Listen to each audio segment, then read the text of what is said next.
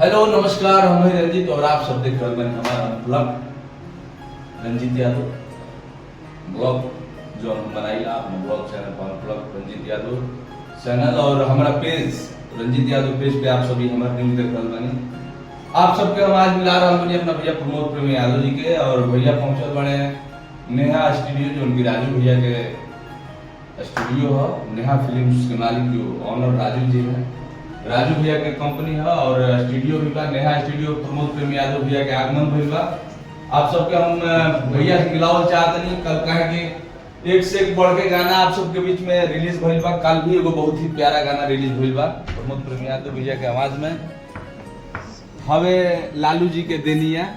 और भी गाना बा, देखिए स्टूडियो में सब लोग बैठल बा। भैया बानी राजू भैया नेहा फिल्म्स के ऑनर, सोनू भैया, पिंटू जी, ये छोटू बंटी भोजपुरी का भी नंबर 1 म्यूजिक डायरेक्टर भाई हमारा। बहुत बड़ा बड़ा गाना लिपस्टिक लगा और बड़ा बड़ा गाना देले बड़े, अभी बहुत बड़ा बड़ा तैयारी बा भाई। तो सब लोग बा भैया के देखावा।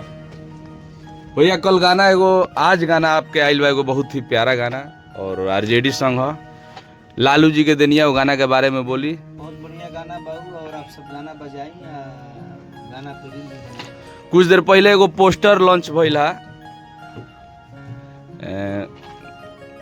अहिर करेला।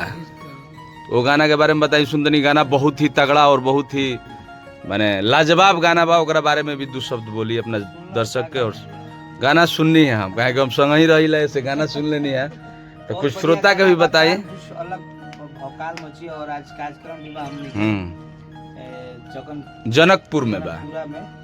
तो आज गाना हमनी के बजाई जा। गाना बहुत बड़ा प्यारा गाना बा। गाना तो हमनी के माने दिल में बा।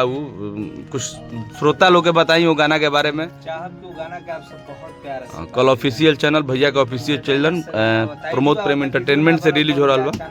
ऑडियो बहुत बड़ा गाना बा, हीर करेला। छोटू के संगीत आप सब खूब प्यार दुलार दीजिए। बाकी आज शो भी बा। चाहे राजू भैया से भी आज आप सबके हम बात कराएं। कुछ बोली लजाई मत बोली। भैया के चैनल से भी एगो बड़ा प्यारा गाना आई रहे सुर सुंदरी म्यूजिक से एहसास प्रमोद प्रेमी यादव भैया के आवाज में आई रहे। जरूर सबके दिल में गहिर होगा। बोल लेट बोल ले। ताजा ताजा फल खाइला भैया, देखिए चेहरा लाल बा। कल गाना के आप सब सुनी जा। सोनू भैया बड़े, बाकी छोटू जी से बात करा रहे हैं आप लोगों को।